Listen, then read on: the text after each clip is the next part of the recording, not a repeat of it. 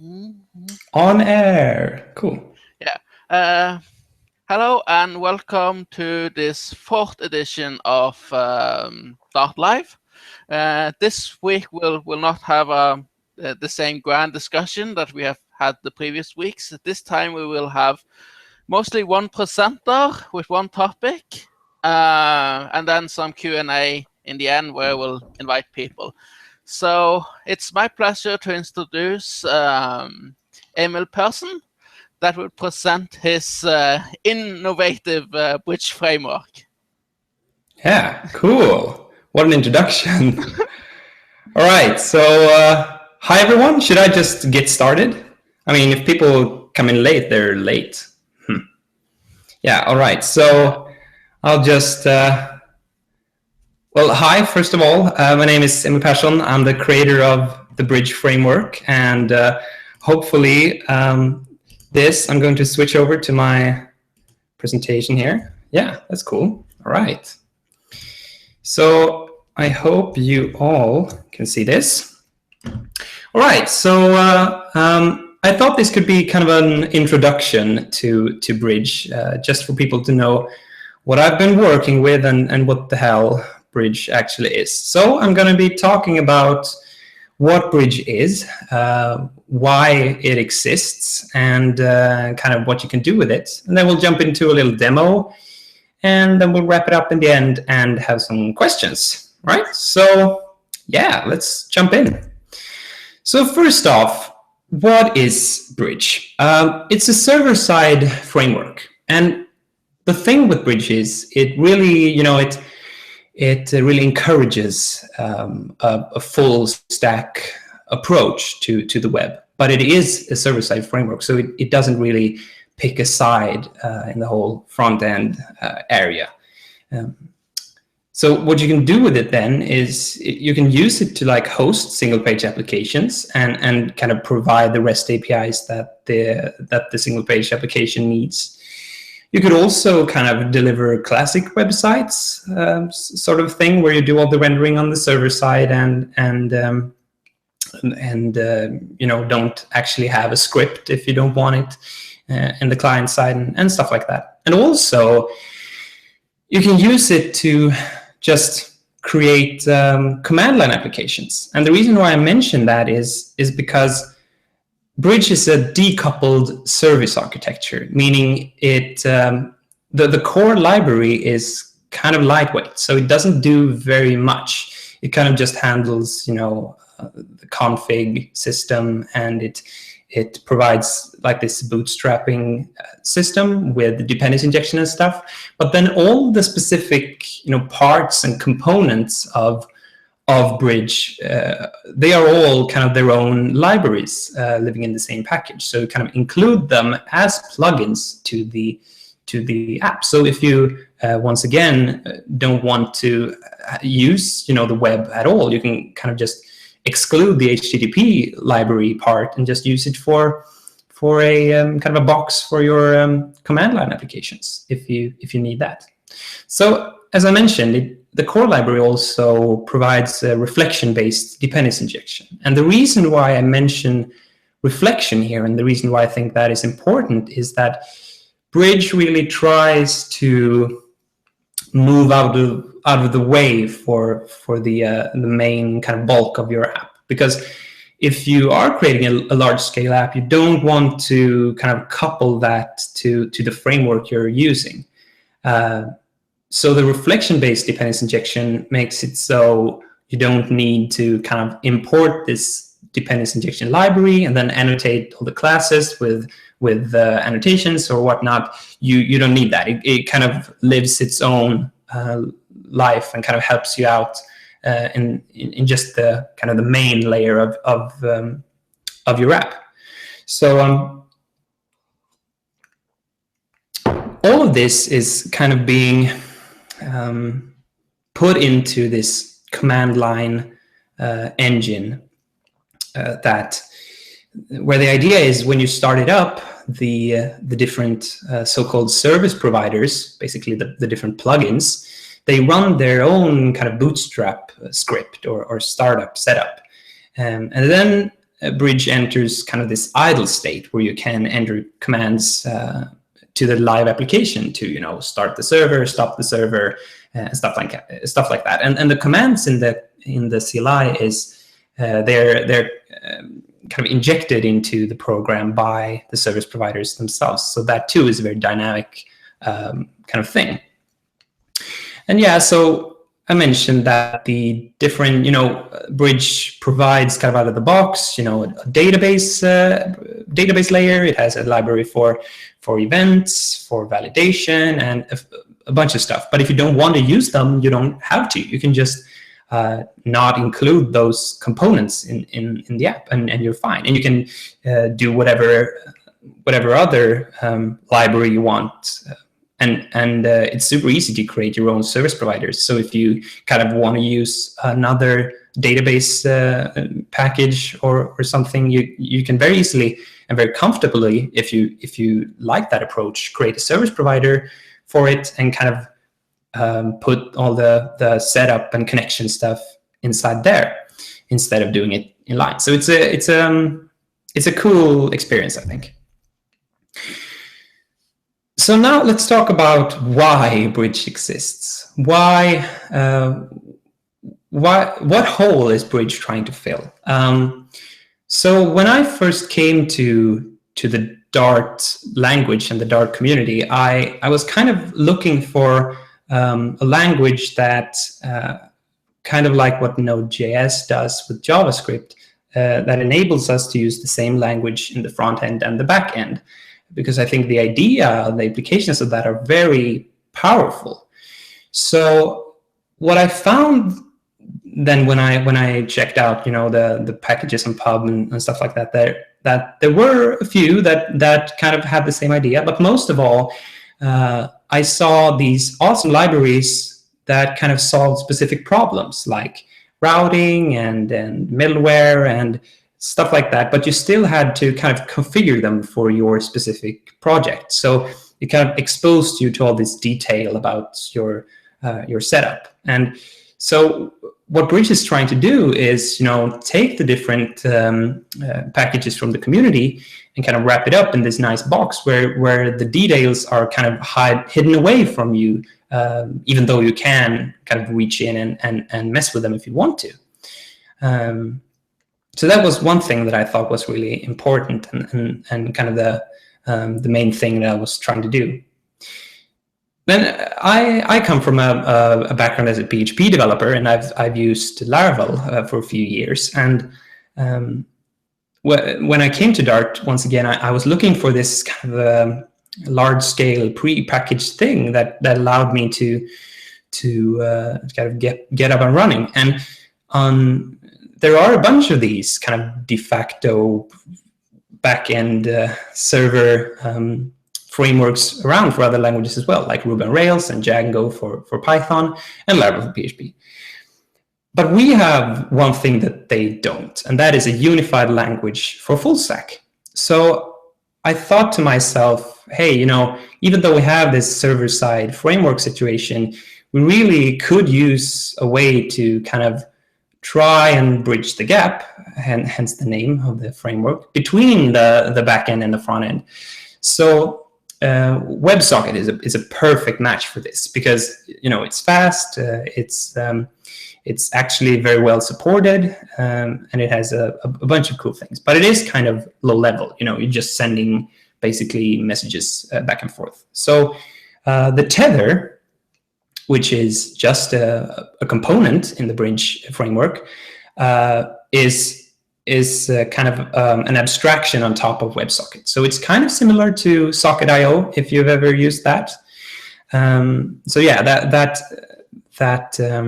the Tether kind of makes for a really good experience in communicating between the client and the server, I think. So we'll look at that in a bit. So if we just, you know, look at these three that I've picked specifically, Ruby on Rails, Django, and Laravel, and try to kind of see what do they bring to the table, what can we learn from these. And I know that they are, you know, they do a bunch of stuff and they solve similar problems in different languages. But let's just zero in on on specific key points in the different projects, kind of what they themselves communicate that they do and stuff like that. So first off, Ruby on Rails kind of introduced this concept, and you can correct me if I'm wrong here if they didn't, but they really enforce this concept that of convention over configuration, meaning that instead of having the consumers of your APIs or the framework having them to kind of provide all these configuration for every aspect of the framework or API, instead you kind of assume that they will be following some sort of convention. And if they don't, they need to override those configurations. But if you have that concept, you really have a very nice experience that also kind of empowers the fact that conventions make it easier to kind of, if everyone is following conventions, then it's easier to share code, right? So that was a powerful idea. Django, kind of, if you go to Django's website, they kind of throw at you that Django developers are super efficient, and the speed of development is very important.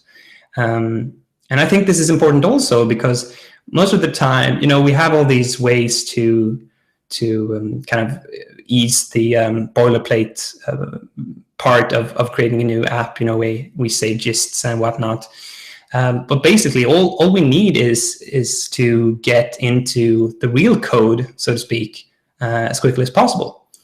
So Django does this very well, and well, the other ones also. But this is a thing that Django really want to convey to people that are thinking about using it. Laravel for PHP really has this huge focus on having an API that is intuitive and clean and expressive and stuff like that. So and as I mentioned, I've used Laravel a lot. So I think this is very important that having a unified API almost, or at least kind of following the same conventions in the different parts of the framework is very powerful, because it doesn't feel like you have to learn as much stuff if you kind of encounter the same conventions and terminology and stuff like that in different parts of the framework. Besides, it's a good practice to have readable code and clean code, because then if you return to your projects in a few months or so, it should be really apparent what you're trying to do.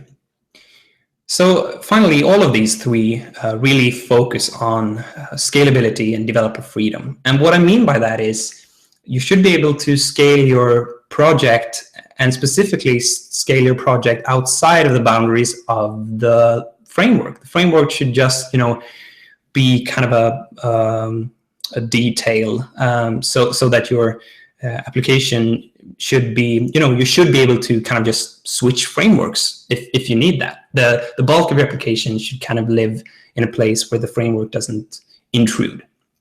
Even though there are ways, in all of these to kind of use the frameworks in a more, for smaller projects and personal websites and stuff like that, that when we don't really care, how coupled we are and stuff like that. So it should still be easy to do that. But I still think it's an important thing to keep in mind that we shouldn't kind of box in the developers. They should be free to kind of break out at any moment. So for the demo I wanted to show you, we're going to create a live chat. So I kind of drew out here the different parts of the app that we're going to create. So if you can see that the background is kind of tinted differently here.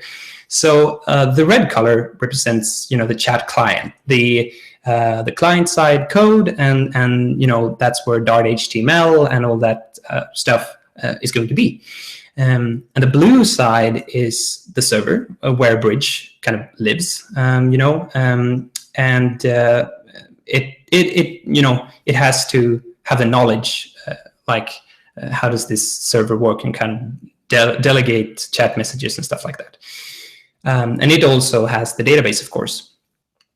Now, the green part here is the shared library. So for the communication to be, clean and nice to use, both the server and the client, sorry, need to have a common understanding. How does this chat kind of data look like? So we put all that stuff in the chat model, which is kind of shared between the client and the server. And then, as you can see here in the little connections between these blobs, is to communicate between the server and the client. We use the Tether, which also need to have some sort of knowledge of how the chat model kind of looks and how to send that through, right? And then between the server and the database, we use the bridge ORM called Trestle. So yeah, let's just get into this demo and see what we can do. So I'm going to open my console here, and as you can see, I'm inside my code directory, and I've created like a demo folder. And to kind of activate the installer that you need to run pub global activate new _ bridge. And I, of course, have already done that, so I won't run that command, but that's all you need to do. And then you can say new _ bridge, and then the name of the project you're trying to make. So I will call this demo chat. And what this is going to do is it's going to clone a repository from GitHub, and then it's going to,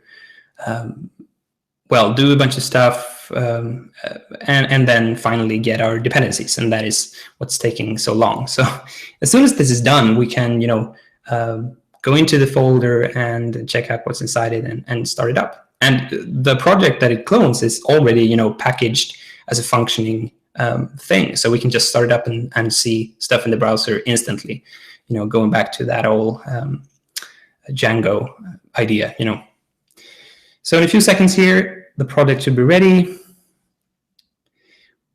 like so. So we get a little hint. We can go into this new directory, and to start up bridge, we just say Dart bridge. And when I press enter, it's going to compile a few templates, and then it's going to show us this little equal sign. And that means, okay, we're ready to take some commands here. So if I just put in help, see here, it's a little big for this, but it's going to list our available commands. And as I mentioned before, these are all kind of, not all of them, but most of them are kind of injected by the different services that are included. So for example, you see these two start and stop commands. They, of course, are associated with HTTP. So that is the injected by the HTTP service provider and so forth. So let's just try that. Let's do start, and the server has started. So I'm just going to Chromium here, and I'm going to open localhost 3037, and it works. And I bumped up the size here, so I don't have like a gigantic GitHub button. This seems to not load. There we go. All right, so we have a running app. So let's check out how to start a developer kind of environment here and get started. So I'm going to put exit to exit out of the application, and then I'm going to use my own little shortcut to open the project in IntelliJ. But then when I start this up again, I'm going to use what we call boot commands. So if we say Dart bridge, we can also, at the end here, just append commands that we want to run as soon as the app has been initialized. So if we say Dart bridge start, it's going to start the server instantly. And also, if I put a comma, I can kind of chain these on. So if I also use the watch command here, if I scroll up and show you this, the watch command, watch your project files for changes. And when you change any file, it's going to restart the program and the server and all that. So Dart bridge start, comma, watch, enter. And it did that. So let's check out this project now. I hope you all can see this. This is the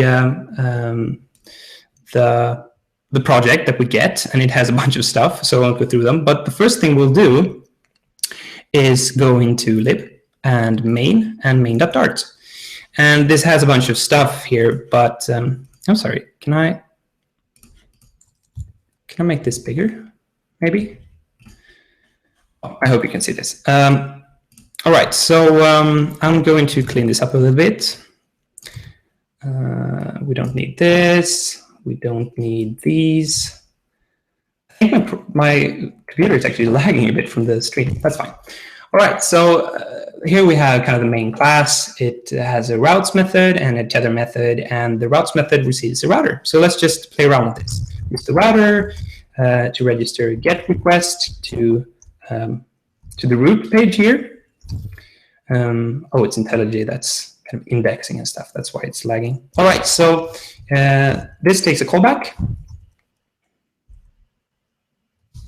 It's real slow. Okay, and like so, if we just return, hello world, we all know this.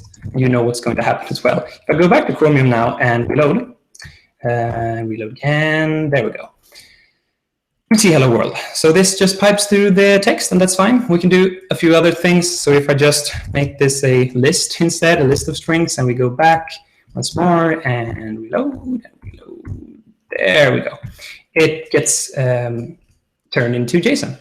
So that's cool, but we don't want this. We want to return HTML, right? So let's return a template called index. And this should bring us back to the bridge logo, and it does. So where is this template coming from? Well, this index tells us to look in lib/templates, and then to find index.chalk.html. And this chalk part is just telling Bridge to use the built-in server template rendering engine. So if we go into this, you see, okay, this is the image tag that has the logo, and these are the GitHub buttons. If I just remove those, we'll end up with these three directives here. So it's extending an app template, and then it provides the app template with a block with a start and an end called content. So if I just create an H1 here and say hello world again, and go back to Chrome and reload, we, of course, should see hello world. That's cool. So what does this do? Well, of course, we have an app.chalk.html, which has the basic HTML here. And then we have this block directive, which says, okay, this is where we put the content. And back in our index, this is the content block that we want to inject it. Basic, server-side rendering, templating stuff. So cool. Let's just create a very simple front-end markup here for our app. So we're creating a chat app. So I will just create UL with an ID of messages. And that is going to contain, let's say, 3 LIs here. And it's going to say hello, then hi, and then how are you? So, and then we want an input with an ID of input, and that is going to be text. And finally, we want a button with an ID of submit, and that's going to say send. So that's cool. If I go back to Chromium now, we should see it being displayed like so. Hello, hi, how are you? Now, what we want here, of course, is when we put something in here and press send, it's going to clean that out and use that to create a new message and post that to the chat. All right, so what's the next step? Well, first of all, we don't like this. We don't like to hard code in list items, right? So let's turn this into some sort of loop. So given that we have a variable called messages that contains, all the different messages in the chat, we can loop over them by using the for directive. So we can say for message in messages and close that out with an end for. And then we can say, all right, here we have the li tag, and then we want to just print out the message, right? That's cool. If we go back to main.dart here again, and we can actually provide the template with those variables from here just by using the cascade syntax and say, okay, messages is going to be a list of strings then. like hi,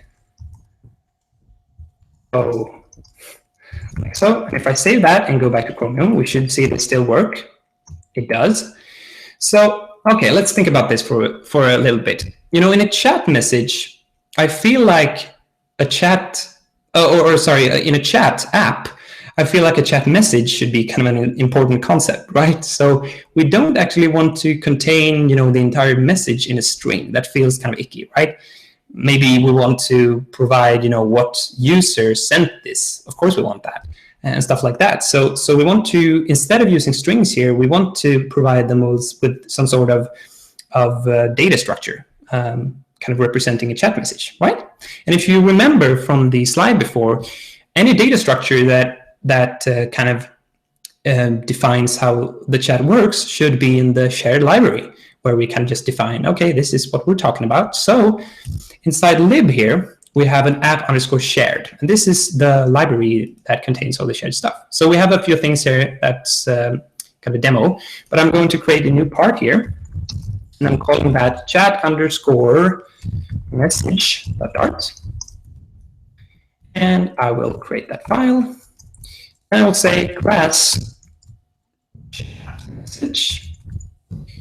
And for now, let's just say we have a string property called content here, like so. Now, back in main.dart here, let's transform these into actual chat messages, right? So let's say new chat message with the content of that thing, right? So if we go back now to Chromium, we're going to see that, hey, it just, you know, throws this instance of chat message string in there. But we want to use that property. And, you know, we could do kind of an implemented toString, but I think if we go back to the template here, we can, you know, and this behaves exactly like the string interpolation in Dart. So we can change this into this squiggly thing and say message.content. Now this should work like we expect. So, hi-ho. All right, so next step, let's see here. Yeah, all right, so when we send through this, of course, we need to provide some sort of client script, right? And instead of putting that script tag in the template and kind of doing that old stuff, we can actually kind of in a more natural, at least to me, way, explicitly tell Bridge what script is going to be used for this template.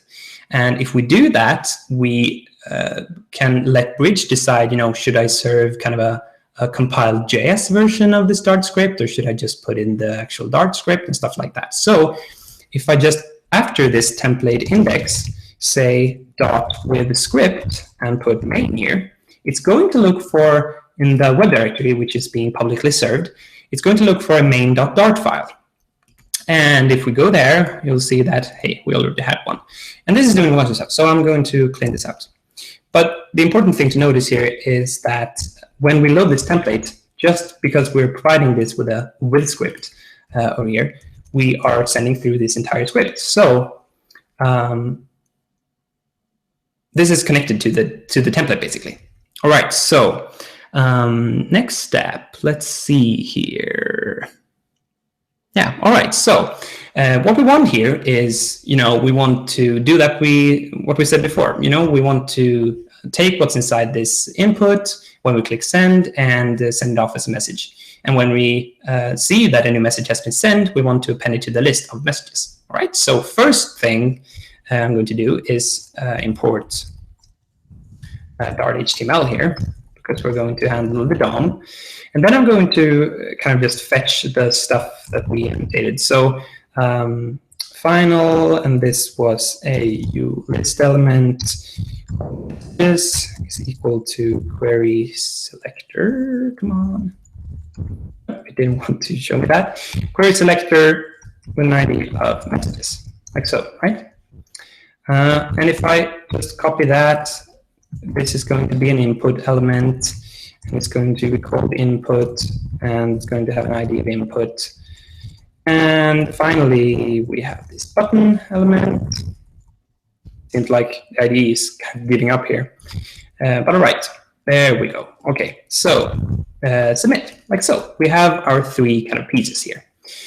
So once again, what we need to do here is listen for when the submit button, submit.onClick, right? When that is clicked on, we receive the event here, and then we want to take the input, the value of the input rather, to create a new chat message. So I'm just going to say final message equals new chat message, right? With the content of the input value. When we have done that, we can clear out the input value. So, and finally, we want to send this through to the server, right? And say, hey, this is a new chat message that someone written. Okay, so first I'm just going to pause a bit and talk about what were included here. So the first thing is that we are registering shared data structures as soon as the script is started up.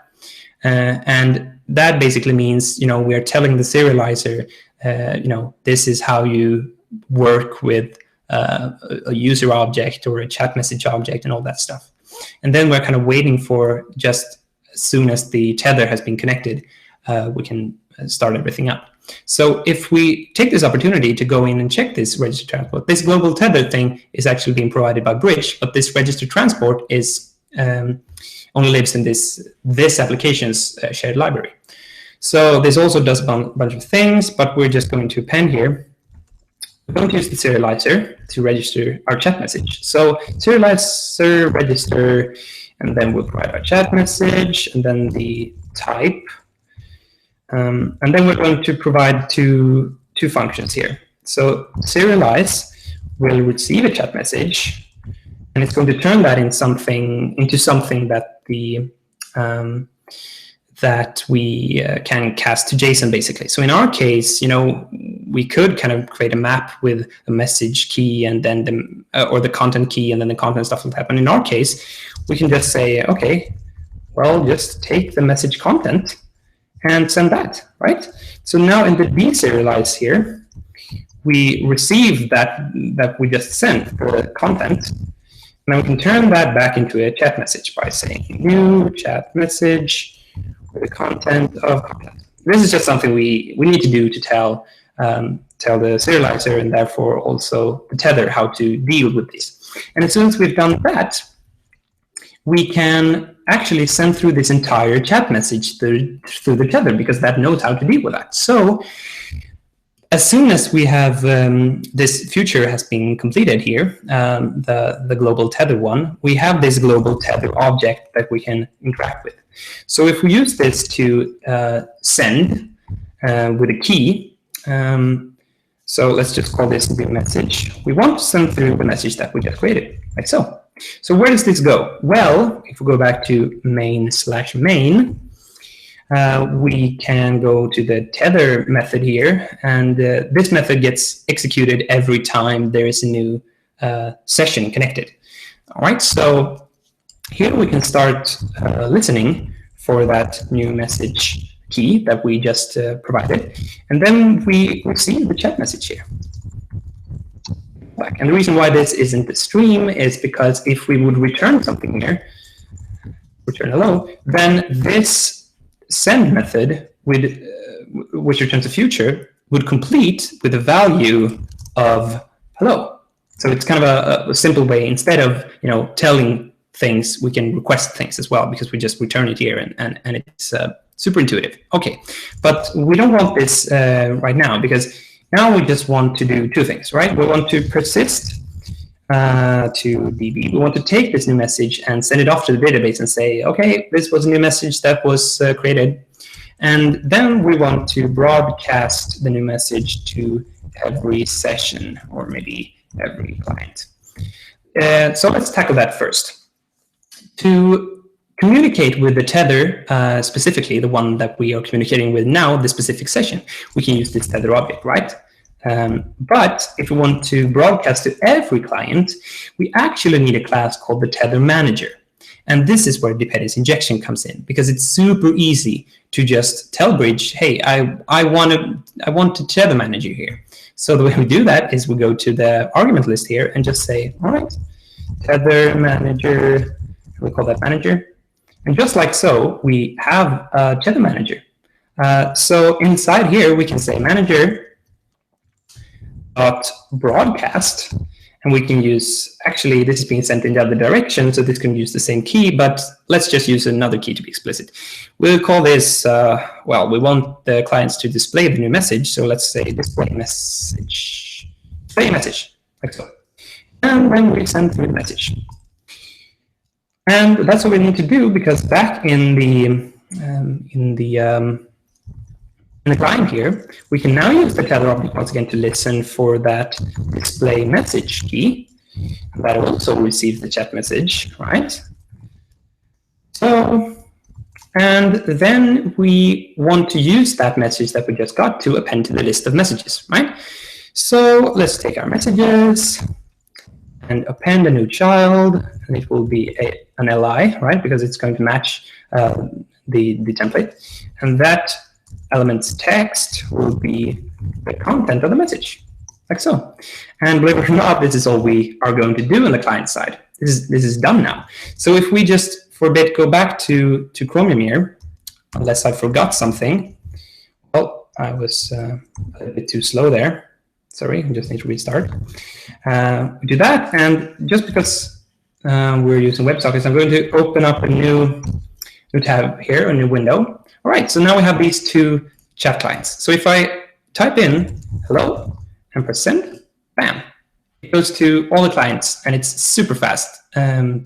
So cool, right? And on this one, hey, send that, it works. So the thing is, when we reload here, we are back to these, hard-coded things. So what we need to do here is we need to get, when we reload, we need to get the messages that were already sent, right? So we need to involve the database here in some way. So returning to the main script on the server side again, I am just going to check my notes here. Yeah, okay, cool. So what we need here is this in the tether method, or the tether listener, we need the database. And specifically, we need the database to store a chat message. And up here, we need to provide the template with the list of messages from the database as well. So both of these kind of use the database, and specifically the table that contains our chat messages, right? So instead of injecting stuff more in these methods here, we use just your old constructor injection. So the class that we're after is called a repository, and this is the part of the Trestle ORM. Okay. And the repository takes an argument here, and that is going to be a chat message. So, and we'll call this messages. This, and oops, sorry. I'm just going to make that final. It's good practice. Now, in the constructor here, we can just say this stuff messages.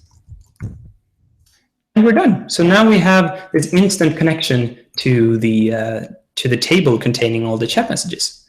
So let's start out with this one. Instead of returning a list of hard-coded chat messages, we can just say messages.all. And as you can see here, if you can, it says it returns a stream of chat message. And that's fine because the template is asynchronous, so we can return, the for loop can loop over a stream as well. And that's all we need to do there. Now here, where we want to persist the new message, we can once again use the messages and just add a new message.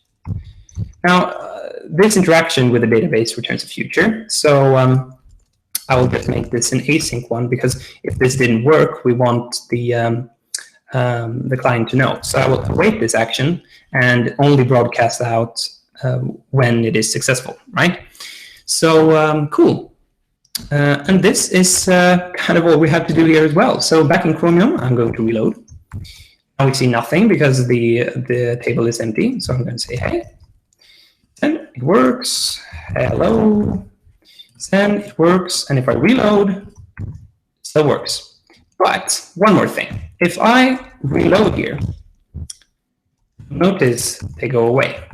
And that is because we are still using the in-memory database implementation. And that's why we didn't have to worry about schema and stuff like that. So back in our editor here, I'm going to head over to config folder in the root and then database.yaml.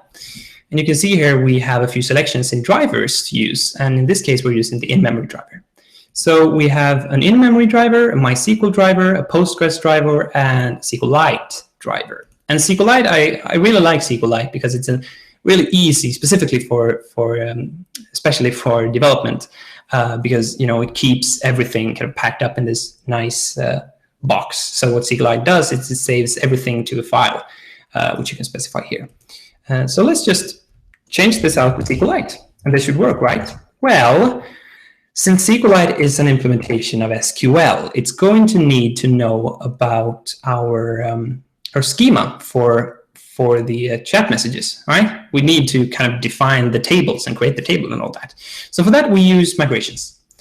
And down here, if you don't know what migrations are, they are basically, you can think of them as version control for a database. So you can kind of list a few interactions with the schema, kind of modifications to the schema of your database, and kind of save them in this iterative manner so that every team member can just run the migrations and end up with exactly the same schema that you have, right? So cool. We already have this example migration. So this is a class path, a Dart class path. So it's pointing to a library called migrations and a class called create users table. And this migrations library is inside lib migrations.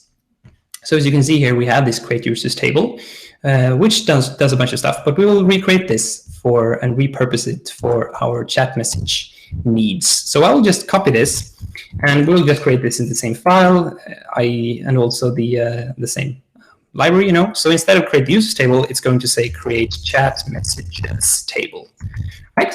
So back in migrations, we can say class create chat messages table. It's going to extend migration. Now, this abstract class, the migration, forces us to implement two methods, the run method and the rollback method. And this is kind of the idea with migrations that you run the migration or you roll back the migration. And this is because if you change the schema, you need to kind of roll back. So if you've created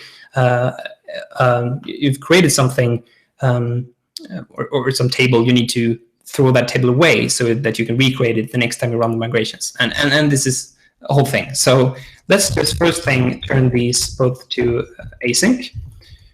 And in the first one, we want to create the chat underscore messages table.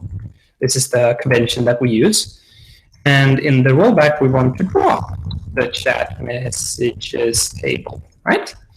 So here we receive this gateway here. And this gateway is not a part of the ORM, but it is a part of the database layer. So we can use this to interact with the schema. So we say await gateway dot create chat underscore messages. And as a second argument here, we have a callback that receives the schema builder. So it looks like this. We can say schema dot string called content. This could have unique and foreign keys and stuff like that also, but we'll just keep it like this. So we create a new chat messages that nearly went wrong.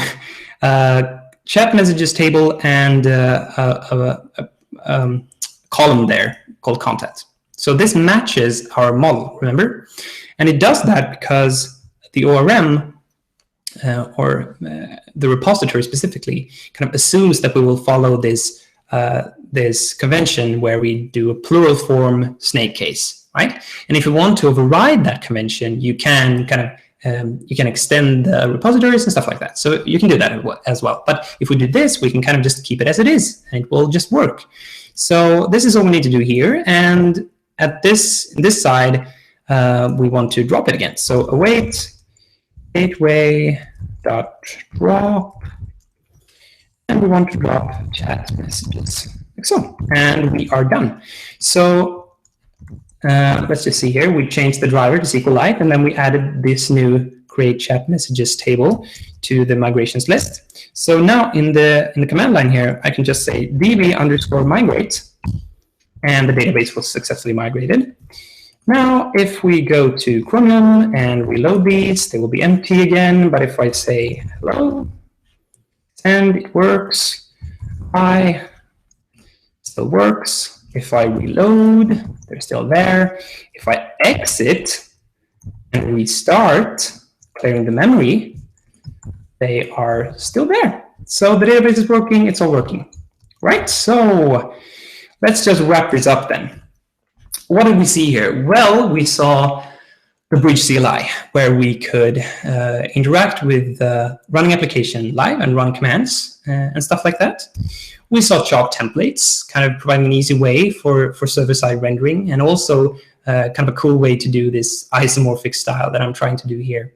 Even though you can just, like I said before, just choose not to use this server-side rendering stuff and use something like Polymer or Angular instead, or in conjunction with this also. Well, that's a whole other issue. We saw the Tether and how easy it was to send not just messages, but actual data structure chat messages. We saw the Trestle ORM. In our case, we never extended the model class, but that's its own thing as well. We just did it the simple way, not allowing our database to kind of the database ORM to kind of intrude on our data structures. We saw dependency injection and how easy it was to just inject stuff, and it's there and it's ready for you. So let's summarize this. The Bridge framework is a server-side framework that really takes advantage of the nature of Dart, kind of the the async stuff, the reflection stuff, the fact that we can have shared code and all that. It is inspired by successful frameworks in other languages, such as Ruby on Rails, Python's Django, and Laravel's PHP's Laravel. And finally, a thing that we didn't really, get to see here because I was under time pressure, but if we wanted, we could have extracted all of these different pieces of logic into code that had no idea that it was being run by Bridge. So it's really decoupled, and it's a liberating experience to use this. So yeah, what's next? Well, today, this marks the release of the beta. So this is all out now. You could use it, and I hope people will kind of use it and report any bugs and stuff like that. So as soon as we feel confident, we will release the 1.0 release. And during the beta, I won't be accepting any more feature requests for now. However, you can still post them, and we'll put them into up to the 1.1 release, right? So that's all, I guess. On the 1.0 release, I will have all the docs finished, and I'll probably have some screencasts, and we'll see if we can make some tutorials and stuff like that. So, all right.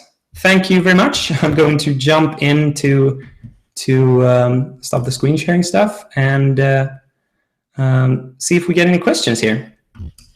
Can I not? Oh, there we go. All right. So, how do we keep this going now?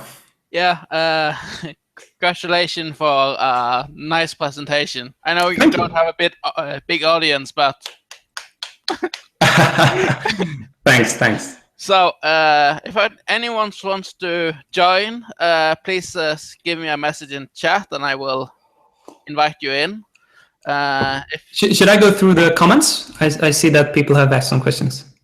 Yeah, you can do should that. We? I also saw. Invite people. Sorry?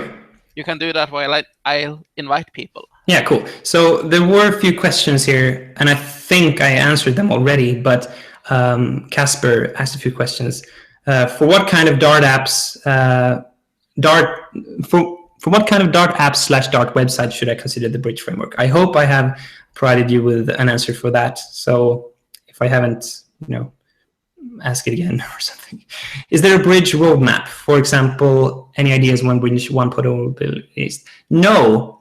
there's not a roadmap, and that's basically because this is an open source project, and there's no way for me to have that at this point. And also, this really depends on if people can get into this and report bugs and stuff, because it's a pretty large code base by now, so it's hard to kind of iron out all the bugs. And I'm also going to look into a few more tests and stuff like that. So at this point, I think we have like a 60% code coverage for the test, but something like that. Does it make sense to use something like Angular 2, Polymer, React on the client-side of bridge applications? Yes, it does. And I tried this out this week, and it works. And now, from the beta, we now have a kind of working build command inside Bridge, which basically just runs pub build. And also, I've worked on a way, if we run pub build, it's going to do pub build and do all that stuff. And then if you restart the application with Dart bridge start or whatever command you want to run, and then -- production, it's going to delegate all this stuff into the build folder instead. So it's really easy to use, and it works with Polymer and Angular as well. So it's cool. But you can't do that whole pub thing where you kind of run one server, and then that knows what kind of request is being sent, and if it would run, it doesn't do that stuff. But I think it's enough. Can I, and if so, how, start bridge from a bin server.dart file only, not manual from the command line? Yes, it actually comes included a bin/server.dart, which just proxies forward a Dart bridge start production command. So that's also tested and works. And also the documentation site on dartbridge.io is built using Bridge and live and works. So yeah. Now for comments.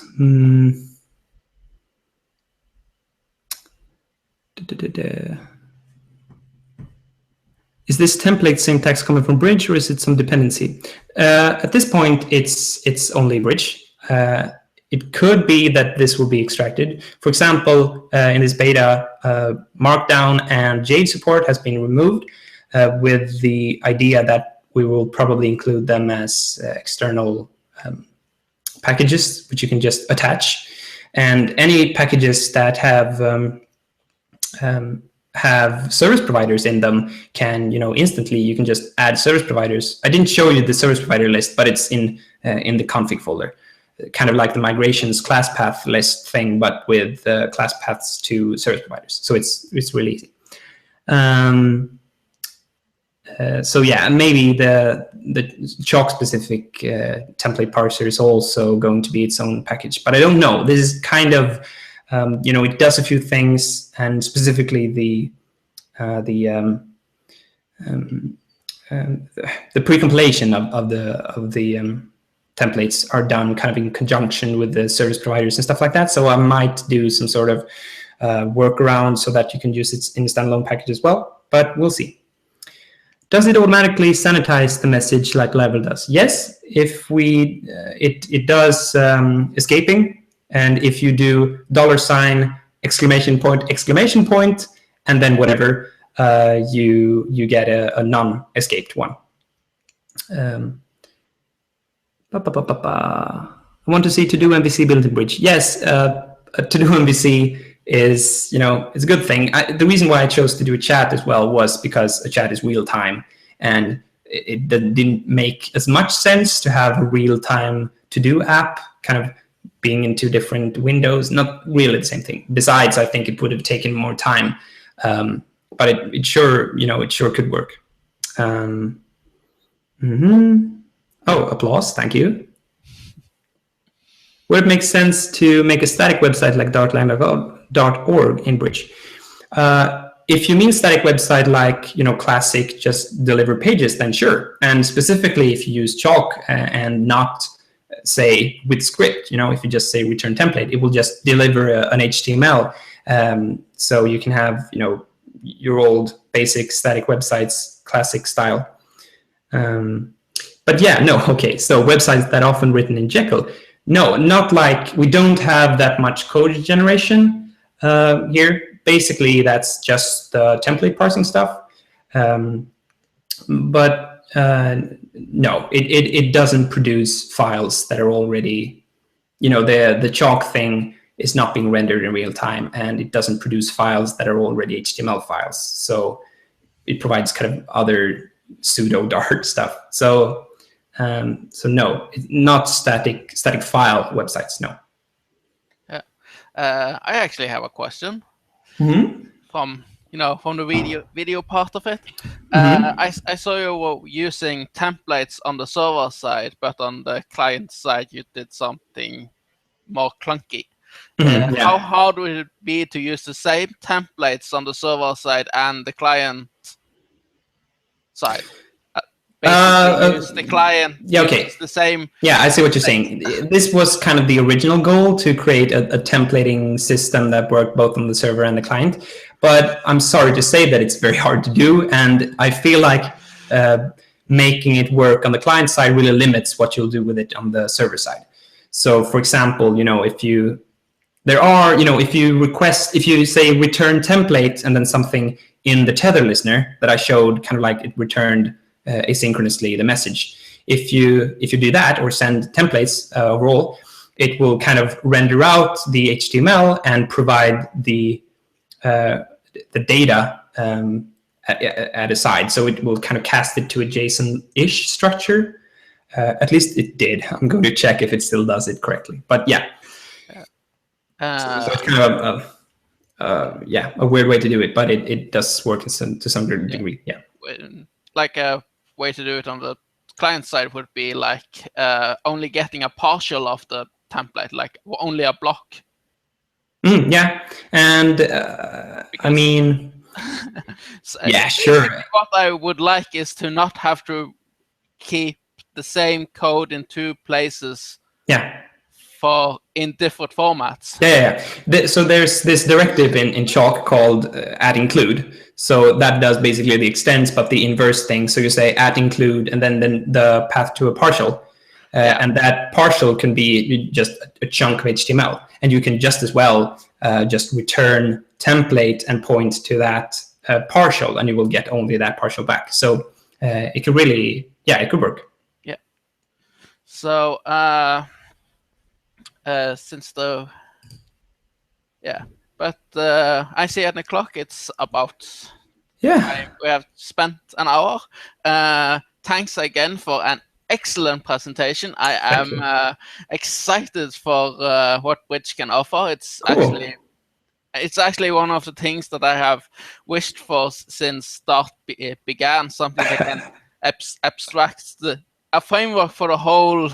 Yeah, cool. So and I'm also, I'm excited to get a few Windows developers onto this, because Dart has Windows support now. Bridge has Windows support now, but it is kind of a it works the same way, but it doesn't have highlights in the CLI, and you don't have code completion in the CLI, and a few other things.